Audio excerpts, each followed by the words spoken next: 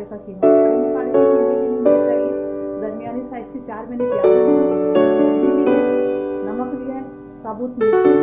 साबुत लहसुन और साबुत ही गरम मसाला लिया है, और 1 पाव मैंने कीमा लिया है, और एक दो जो है टमाटर लिए मैंने बड़े साइज के, और गार्निश के लिए लिया धनिया, बड़ी मिर्ची, मोटी मिर्ची ली है, और अदरक लिए, और पिसा हुआ गरम मसाला। अब मैं आपको बता दूँ किस तरह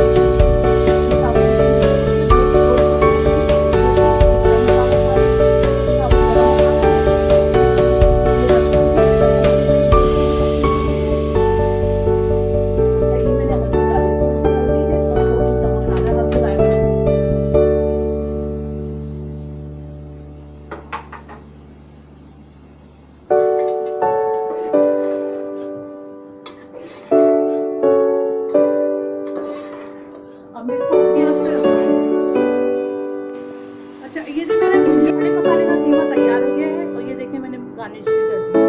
और ये मैंने आपको रोटी बनाने सिखाई थी, ये वो रोटी। अब आप ट्राई करके बताइए कि मुझे